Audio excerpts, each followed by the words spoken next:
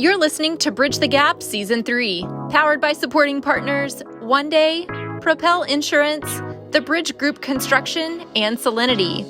BTG Voice is a podcast dedicated to inform, educate, and influence the future of housing and services for seniors. Learn more at btgvoice.com.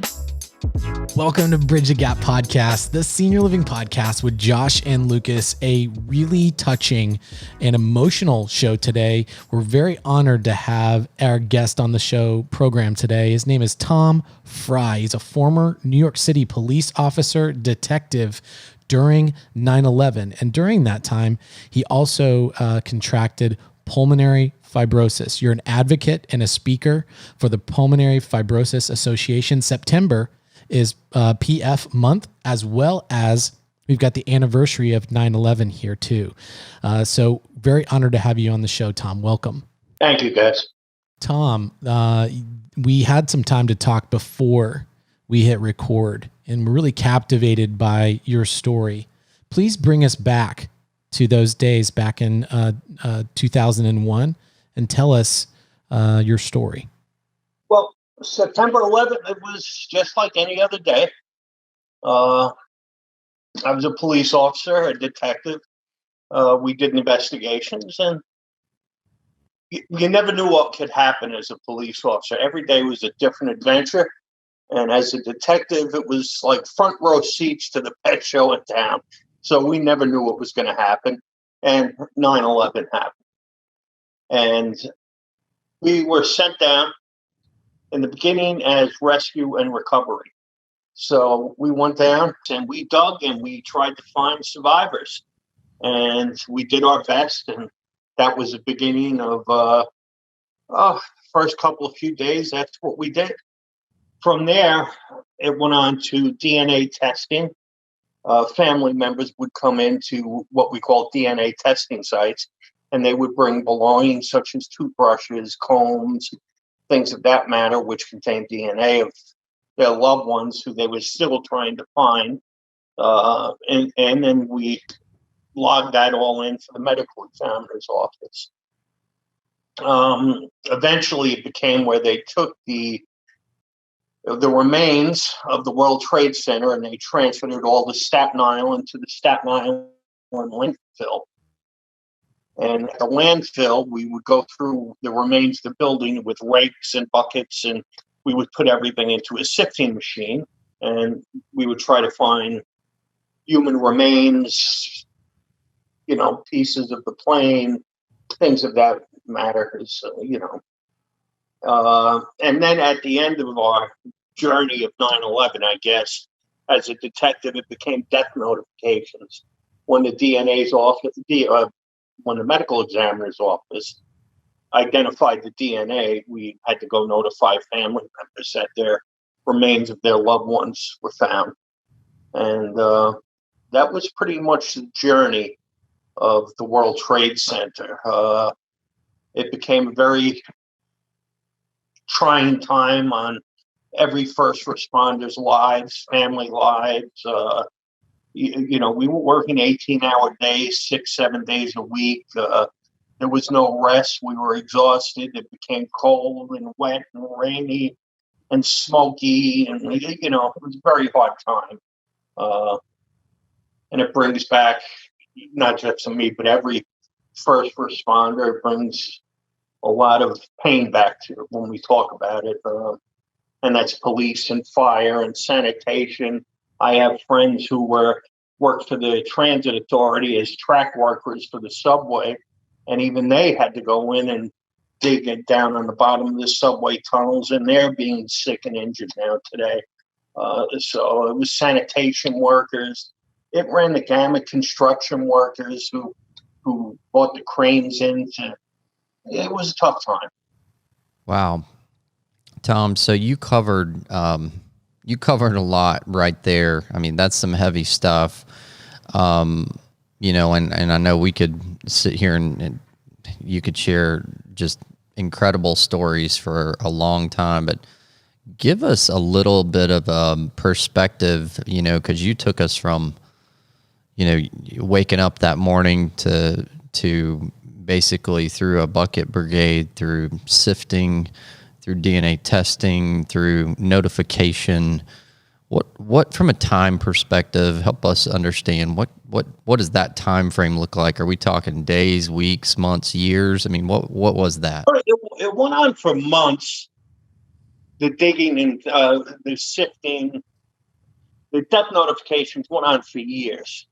You would get the call, and it would be, "Hello, this is whoever from the medical examiner office," and you knew what it was. We have a death notification, a World Trade Center death notification, and we used to have a death notification log just for the World Trade Center, and you knew what it was, and it was tough. It was tough. That's basically. But I'll tell you one thing that got me through it is the community support. In New York City, the community came alive. They came into the police station. Restaurants would bring us hot meals. Socks were donated by sporting goods stores, boots, toothbrush, underarm, deodorant, T-shirts. These are all things that we needed, and the community got together and took it to us to the police station. The Red Cross fed us at the landfill and at the World Trade Center site. They actually had portable kitchens like the food trucks, and they would feed us. It was actually, they're the ones that got us through this, or got me through. It was the community. I remember after months of doing this one day, I was really exhausted. I was tired. Family life was not going well because of the hours and it's insanity. Imagine going to work and doing that every day. It takes a toll. PTSD is through the roof through the first responders or anybody who was near it went through some sort of PTSD. I got a box one day. They would give us things, and it was from a classroom, I would say in Idaho or somewhere. It was from a third grade class, and it was full of cookies and cards. Thank you for what you're doing and all this good stuff. And at that point, I was thinking about taking an early retirement, and it stopped me and kept on going further. And it went on for a while. I remember going to a doctor after about 8 months, and I basically collapsed in his office. I was just exhausted physically, mentally. And I had my first bout with something in the respiratory disease area. I had bronchitis. I had never had bronchitis before, but that was the beginning of the medical problems after about 8 months. Well, Lucas, I know you and I are old enough. We've got a very diverse audience, all different ages, all over the country, all over the world. And I know you and I are old enough, and we've shared some of our stories in the past about, where we were, what our emotions were. But the point Tom just made about what got him and many of the people through it was the community. And, I do remember that. You think of oftentimes, sadly, through tragedy, it's amazing how the fabric of what a community is during really dark times, really traumatic times, really shows. And I can remember it felt like our whole nation, suddenly the things that seemed so important to us when we woke up that morning and we thought our whole world revolved around didn't suddenly seem to really matter anymore. And everyone's attention turned to what was happening there, the people on the front lines, and it stayed that way for a long time. And, that's something that, I wish there was some way for us to hold on to that. It's something that our country, I feel like, really needs right now, is to go back to the humanity of who we are as individuals, not caring about a lot of the nonsense that goes on every day, and really keeping the important things at center focus, right? Oh, I agree 100% with you. I'll tell you a story, not 9/11 related, that really made an impact on me about 2 weeks ago. And it was something through Facebook. I got a letter through their messenger service. And somebody said, "Is this Officer Frey who used to work? I used to have a foot post back in the day. and it was 86th to 90th Street from Broadway to Central Park West. And we had some lower income areas. You went from the richest to the poorest in that area. And I used to have some schools, and I used to take care of the kids on the beat. And one kid was running into trouble, and he came up to me, asked me for help, and I got him a job at a local pharmacy. It was Ricky's looking good, feeling good pharmacy. And the kid wrote me a letter 2 weeks ago after 25, it's got to be over 25, 30 years. He wrote me a letter thanking me for saving him and getting him this job and changing his life. And do you know what? That's better than you could come up with $1 million. Money doesn't matter. That letter was so, it made me feel like, yeah, as a cop, you want to hear 9/11 stories. I could tell you 9/11 stories in this story. How about kids I used to have to buy shoes for when they had holes in them going to school? Or you buy kids lunch, or a senior citizen that was held up in their apartment, couldn't get out, and bringing them food. Or, this is what we ran into on a daily basis. Being a cop is not just crime fighting. But anyway, I don't want to drag you. I could drag you down so many holes. But that really made a difference. This kid's letter to me 25 or 30 years later. Wow. Well, it's just a testament, and it's a good reminder, and it's stuff that we need to remind our audience of, and firsthand response of that, not only to the amazing work of our frontline workers, but to show gratitude. So it's awesome to hear that, when that thought comes, and we all have those, or man, maybe I should send an email, maybe a text or a note or a letter or something. And we are like, oh no, that's, I'll bypass that. You never know what opportunity you have there to really make someone's day meaningful. So thank you for sharing that. So let's transition a little bit, because, you just begin to foreshadow some of, like you talked a little bit about bronchitis, and that maybe that was the precursor to something that you are now battling with. So take us through your medical journey a little bit, and share with us some of the things that you've been challenged with since your time. So we'll get into medical. I retired after 20 years. I was living a nice, happy life in Florida, sunshine and palm trees.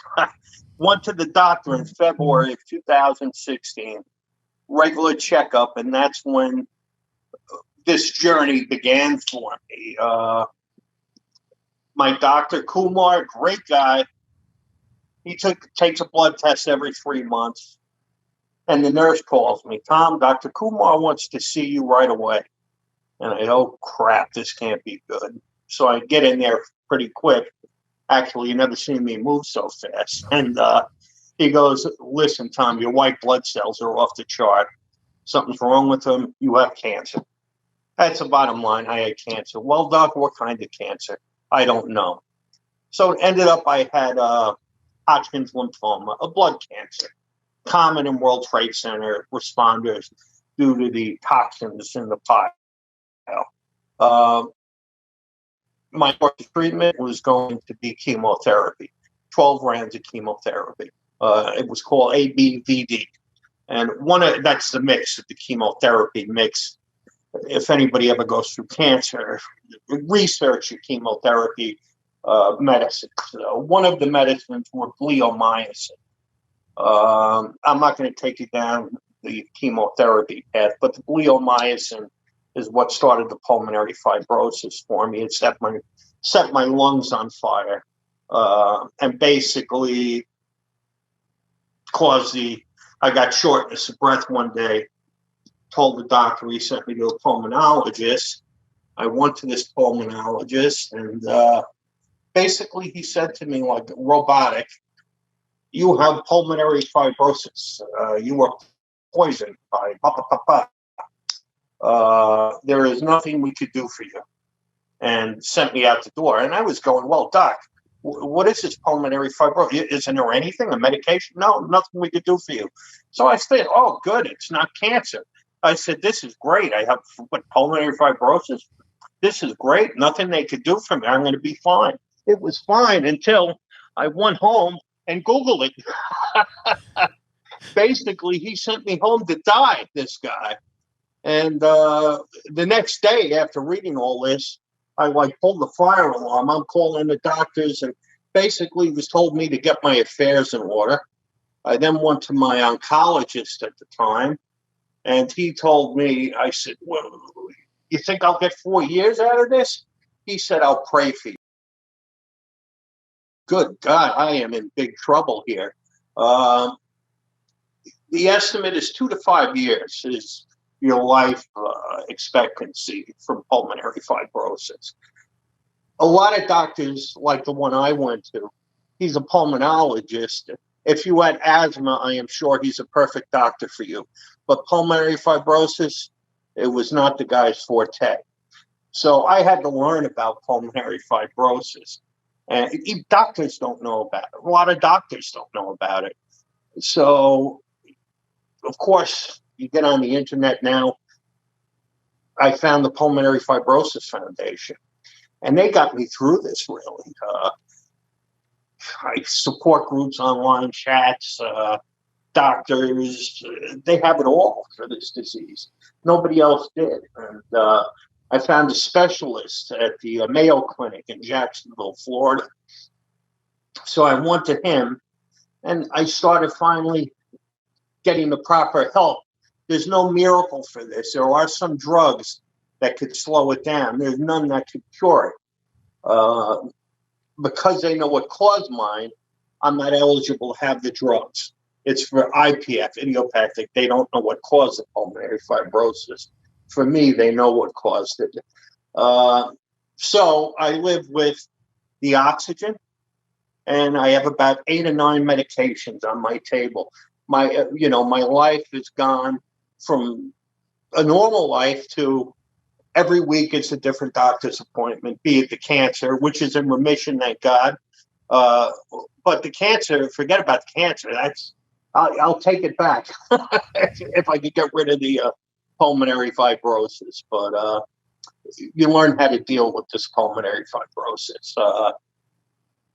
When you deal with people online, thank God for the internet and like your podcast. This is what keeps us people with our terminal diseases going. We have to find other people. For me, it was finding other people that had this disease. So the average is 2 to 5 years when you get diagnosed with this. It gets very hard for you to breathe. Eventually, it's like breathing through a straw at times. So I have this machine. And, some days are good days, some days are bad days. Temperatures, if it's too hot outside, I have to put it up a little. If it's too cold, you turn it down. If you're walking, you turn it up. If you're sitting, you turn it down. You have to start learning about pulmonary, how to live with the disease. So that's my life now. So do you have any questions at this point, or do you want me to just keep rambling? Because I can ramble you right down this rabbit hole. So anyway, Now I run for the Pulmonary Fibrosis Foundation. I am an ambassador. So I talk to different groups, different people, such as yourselves, about the disease. What causes it. They don't know what causes it. In my case, they do. And the majority of people, they don't know what caused it. It could be chemicals, it could be woodworking, it could be tons of different things. I also run a support group meeting.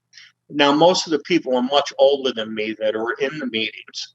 So I became the support group leader, unfortunately, through death. I became, the original founder of our group died, and I was next in line. And it's a tough disease. Mostly the people are about 20, 25 years older than me that come through the door. They're,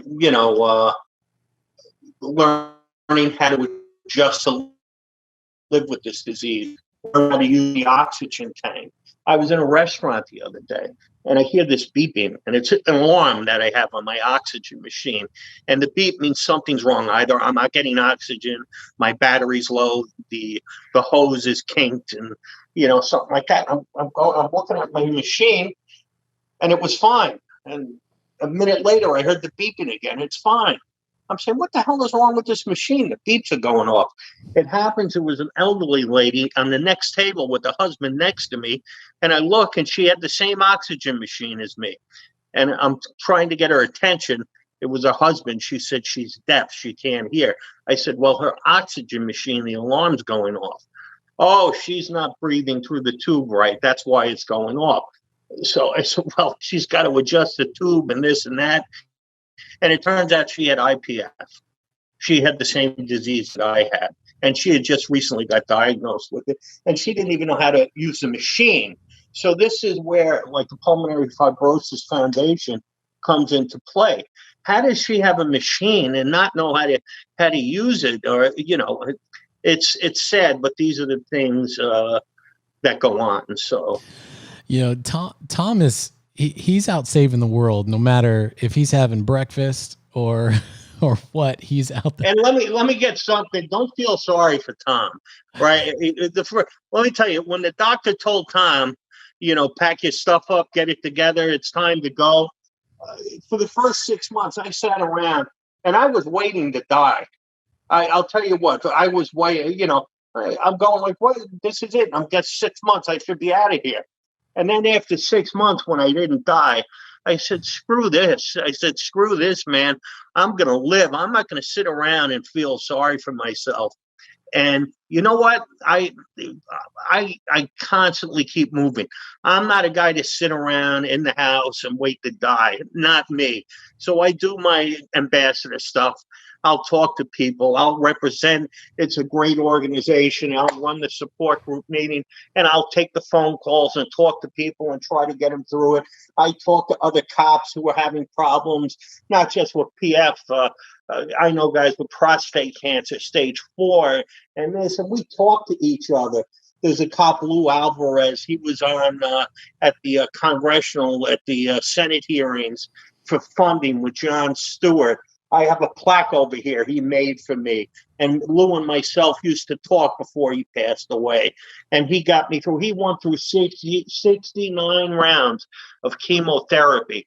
And I went through 12, and I felt like a sack of crap. He went through 69 rounds of chemotherapy. Could you imagine? I wouldn't be able to do it. And this guy had kids 14, 15 years old, and that's why he did it. But I'm not going to sit around. I don't feel sorry for myself. And when they diagnosed, yeah, you could sit around. But I went on cruise ships until they stopped. I would go on a cruise ship every month or two. I would go to New Orleans, New York City. I'd be in every month or two. I kept on the move, and I still keep on the move. I work at a college 2 days a week in the security department. I answer the phone, but at least they go, why are you doing this? Why are you going out and answer the phone? Because I need some sort of purpose in life, My life is not over, and I'm going to be the guy that's going to live 18 years with this disease. So I'll make you guys a deal. We're going to do this show again next year, same time, all right? Because I'm not going anywhere. So that's a deal, man. That's a deal. So, Tom, you're educating me. My eyes are getting opened wider and wider to this. I'm assuming there's probably a growing number of people around me that are carrying oxygen around just like you are, that are probably battling with this. And I didn't even know the name of what they're suffering with. I'm assuming the foundation that you're a spokesperson for, an ambassador for, obviously trying to find a cure. But the other things I'm hearing, which, I think is where we can also help, is it sounds like education and support have been two really key components of what have helped you, but also what you're trying to help others with. Is that right? That's right. 100%. So can you give us a little bit of a snapshot? You may not have numbers or stats, but I mean, what is the prevalency of this? Because you even yourself said not too many even doctors know about it. I certainly didn't. what is the prevalency and what's the growing? Is this like a major growing issue? Is it still a It small appears group? to be growing. I can't give you the exact numbers, but I think this was a totally misdiagnosed disease years ago, and now they're getting the proper testing for it, and the doctors are becoming more aware of the signs of the disease. I think it used to be diagnosed as possibly COPD in the past or things like that, and now they are diagnosing it properly. So it's not a common disease though. It's more of a rare type disease. Have you ever heard of pulmonary fibrosis before you were doing this show?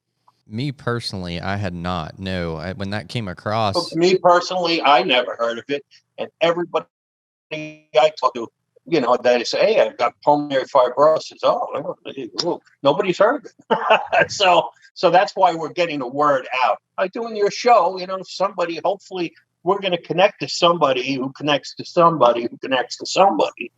sure. So what you said that you're still going to doctors, you take a lot of meds, you've got your oxygen. What does treatment life look like? I mean, what are the treatments for this? There is no cure treatment for this. You could do a lung transplant. That's your ultimate goal. I was actually looking into a lung transplant at New York Will Center in New York University in New York right before COVID just hit at the same time. So when the smoke clears from all of this, I'm going to go back to New York Hospital in New York, and they're two wonderful doctors I met at a pulmonary fibrosis function. It was called Broadway Belts that I did in February, and discussed further doing a possible lung transplant. But if you go through chemotherapy, a lot of hospitals don't want to do a lung transplant until 5 years after your chemo. But it appears that New York Hospital would make the exception. Some will make the exception.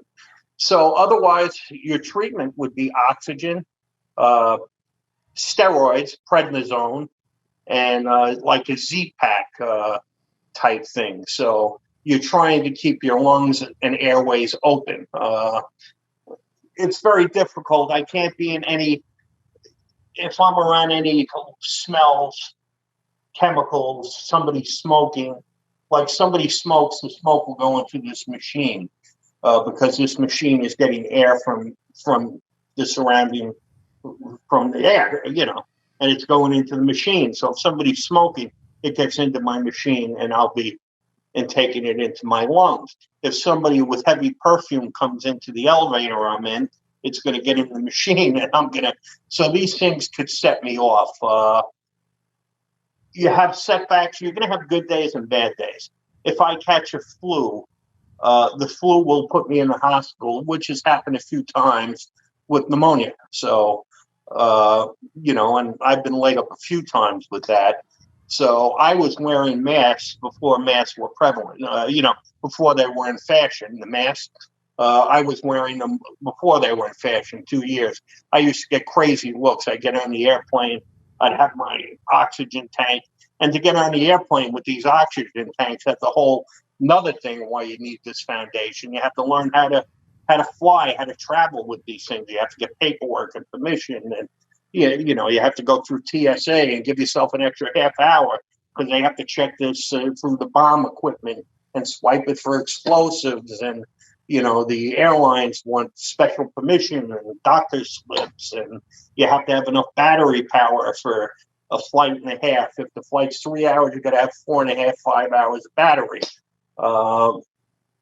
So these are the things you deal with. And I would be with my mask on the plane, and people would look at me like I was nuts. But now I'm not so nuts. So that's what you have to deal with. But with this disease, it's important that you keep moving. Don't sit down and die. Keep moving. I would go, and I still go to Target, and I take my tank and I take my dog, and my dog drags me around Target, and I put this oxygen tank in the cart, and the dog and I would go around the shop 3 or 4 times with the cart. The cart's like my wheelchair, And it's like my walker. So I'll take the cart and I'll zip around Target 3 or 4 times. And that's my exercise for the day. Or it could be Home Depot, or it could be Walmart, or, wherever you feel comfortable with. So just get up and keep moving. So I can't think of a better spokesperson. And you know what I'm just sitting here thinking is I constantly try to encourage our teams to encourage themselves and to encourage, our residents within the aging population, that to never forget their purpose on this earth, in spite of their frailty, in spite of disabilities, to constantly be recognizing that as long as they're breathing, they have a God-given purpose. And for you, it is evident to me you were placed on this earth to help other people. And it's been evident that you've been doing that from early in your life. And so I'm honored to be able to spend just a little bit of my day with you. Thank you for sharing it with me and Lucas. And it's truly inspiring. And I hope that, I know that our audience is going to love hearing your story. It's very inspirational as well as educational. Well, thank you for having me again. And remember, anybody who does come down with this, or if you know somebody who has this, reach out to the Pulmonary Fibrosis Foundation. They are a fantastic organization. They will help you with all the educational material and support and upcoming medical trials. And, there are things coming up in the pipeline. I met an interesting doctor at a seminar once, through this organization. She was making lungs in Texas. But there's things coming out. Will I be alive for it? You know what? I hope so. I have the saying, nobody gets out of here alive. So once again, I'm going to go kicking and screaming. I'm not going so easy. But, they have a lot of stuff coming out, a lot of medications. They have trials going on. So there is hope. Don't give up hope. Keep moving. Don't forget the foundation. If you could financially support them, they always need financial support for the good work that they do. They're there for us, so use them. If I could ever be of help, look me up, Tom Frey, Frey. I'll be glad to help you out, glad to try to set you in the right direction, get you to support group meeting, try to help you. That's the best I could do. So we will make sure that we connect all of that in our show notes. What a riveting conversation. Tom Frey, you're an advocate, a survivor, and a responder. You've given your life to serving others in this country, and we thank you for that. We appreciate your time on our program today. Okay, and listen, we'll do it again next year and the year after that. Because once again, I was dead 2 years ago, according to a certain doctor. I was not going to be here any longer. So we'll keep doing it. We'll see you next year. Okay. Yes. We look forward to that, Tom. We will make sure that we do that. Thank you so much. And we'll make sure that we connect everything in the show notes. Thanks to all of our listeners. We hope you have a good day. We're thinking of you and we're praying for you. We're rooting for you in the senior living industry. Have a great day. And thanks for listening to Bridge the Gap. Thanks for listening to this episode of Bridge the Gap, the Senior Living Podcast. We'd love to hear from you, so visit btgvoice.com for all things about the podcast. Powered by supporting partners OneDay, Propel Insurance, the Bridge Group Construction, and Solinity.